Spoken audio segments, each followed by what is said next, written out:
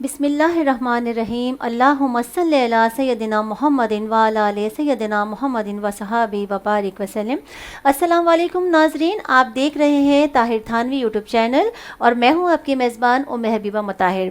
ہمارے ساتھ تشریف فرما ہے یہاں پاکستان کی مشہور و معروف ہستی اور آپ سب کی جانی پہچانی مذہبی اسکالر، مسلم اتحاد فورم کے چیئرمین، آپ کے بے حد اصرار پہ ہمارے اسٹوڈیو میں تشریف لائے ہیں آپ کے مسائل کا حل قرآن و سنت کی روشنی میں دینے کے لیے، حضرت مولانا طاہر جمال تھانوی صاحب۔ السلام علیکم مولانا صاحب، کیسے مزاج ہیں آپ کے؟ ناظرین، جیسا کہ آپ کو پتہ ہے کہ مولانا صاحب جو ہیں آپ کے مسائل اور ان کا حل قرآن و سنت کی روشنی میں ان کے مسائل کا حل دریافت کرتے ہیں اور ان کے بہت ہی زیادہ لائق تحسین جواب دیتے ہیں۔ تو آئیے ہم پروگرام کا باقاعدہ آغاز کرتے ہیں۔ تو مولانا صاحب، ہمارے پاس ایک بہن نے سوال کیا ہے کراچی سے ہماری ایک بہن نے سوال کیا ہے کہ نماز میں جو ہے قرآن میں اور نماز میں دل نہیں لگتا، تو اب بتائیے کیا کریں؟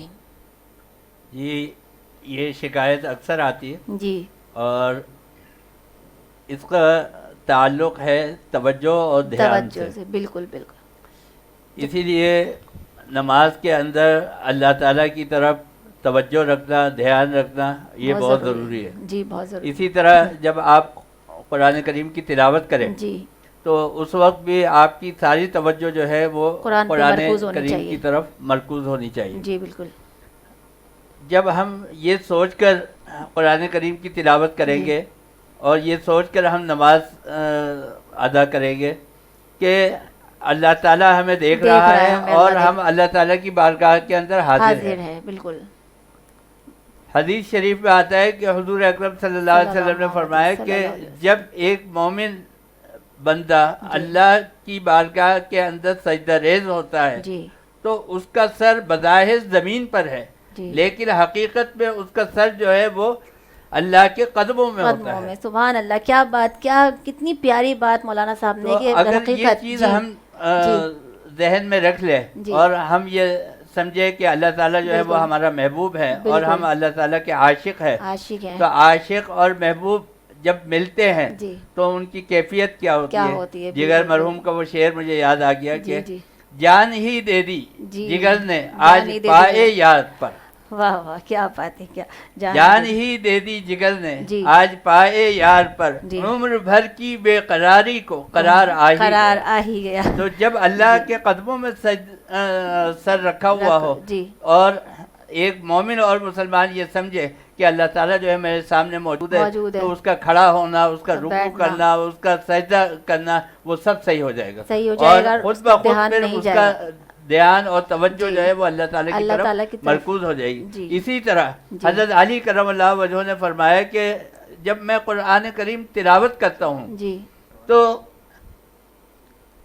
اللہ تعالیٰ سے میں کلام کر رہا ہوتا ہوں، ہم کلام ہو رہا ہوتا ہوں، اللہ تعالیٰ سے بات کر رہا ہوتا ہوں۔ اور فرمایا کہ جب میں نماز کے اندر ہوتا ہوں تو اللہ تعالیٰ مجھ سے بات کر رہے ہوتے ہیں۔ تو جب یہ آپ کی فکر ہوگی اور جب آپ کی یہ سوچ ہوگی تو پھر آپ کا نماز میں بھی دھیان لگے گا اور قرآن میں بھی دھیان لگے گا۔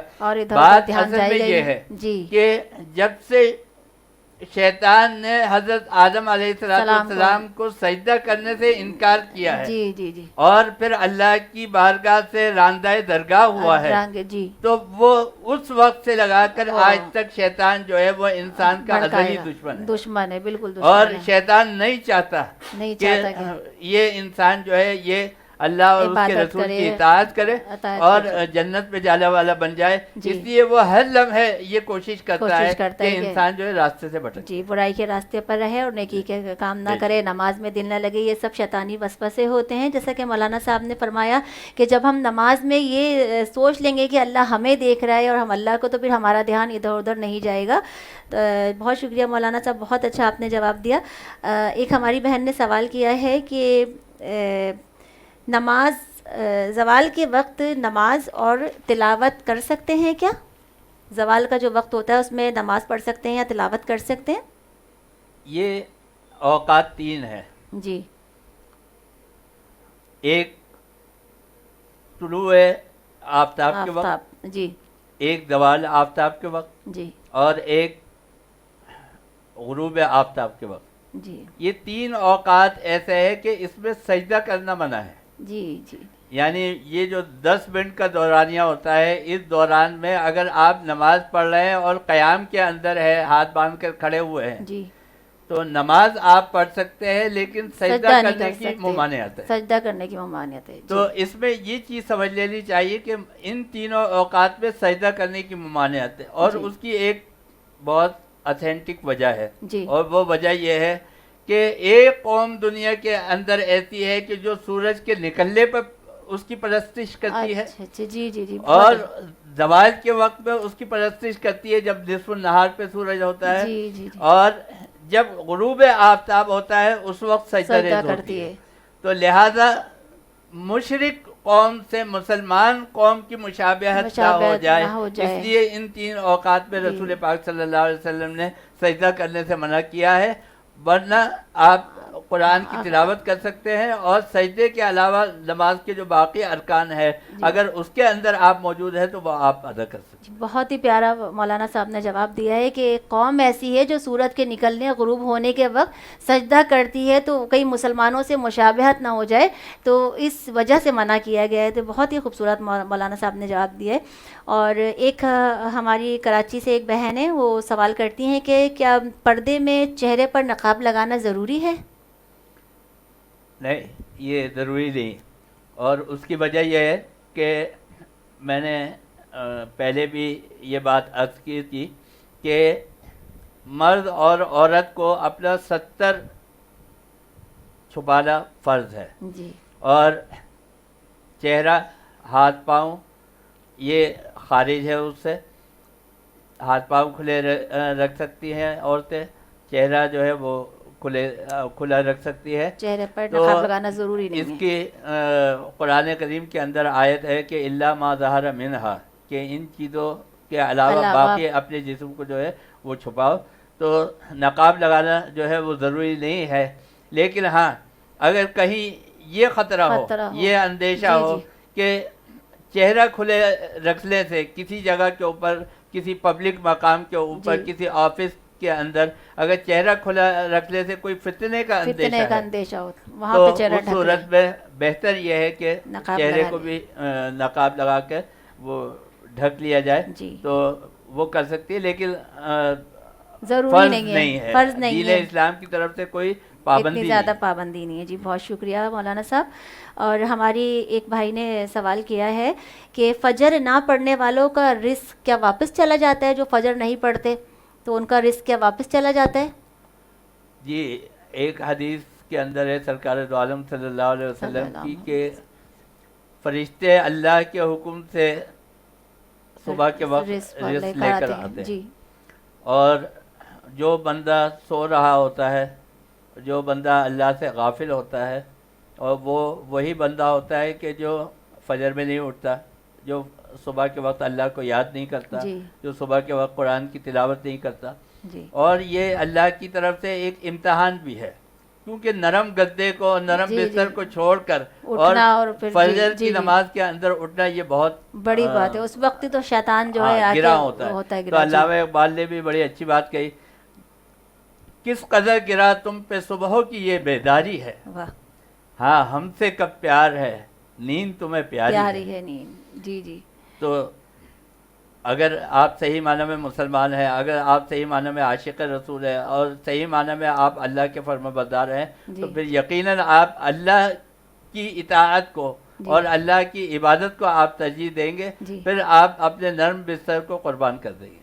جی جی بہت شکریہ. تو رزق جو ہے وہ آتا ہے، اور اگر بندہ اللہ سے غافل ہو تو وہ رزق واپس چلا جاتا ہے، اور پھر یہ ہماری تنگ دستی کی صورت کے اندر نظر آتا ہے.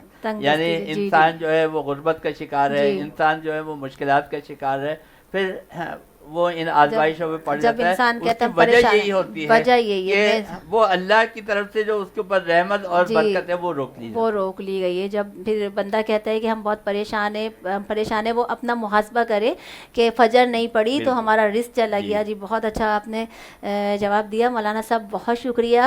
آپ اپنے قیمتی وقت میں سے آپ نے ہمارے لیے ٹائم نکالا اور آپ آئے، بہت شکریہ.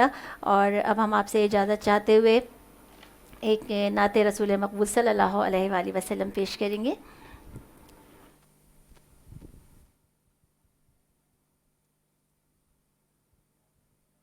صلی اللہ علیہ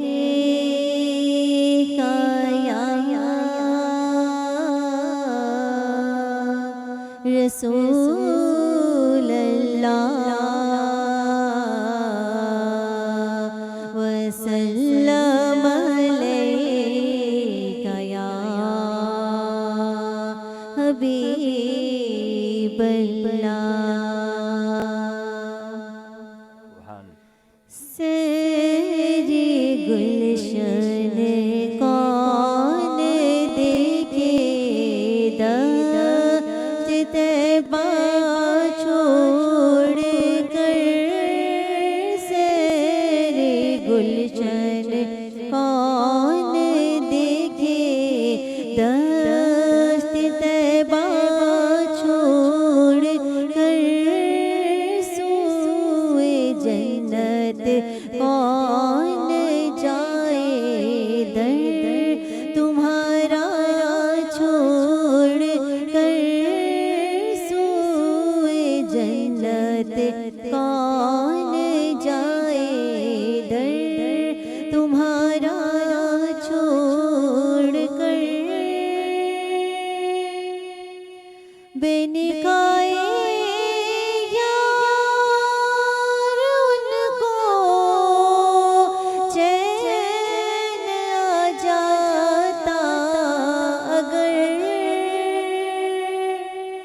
بے نکائے یار ان کو چین آ جاتا اگر، تو بار بار آتے نہ یوں جبریل سدرا چھوڑ کر، بار بار آتے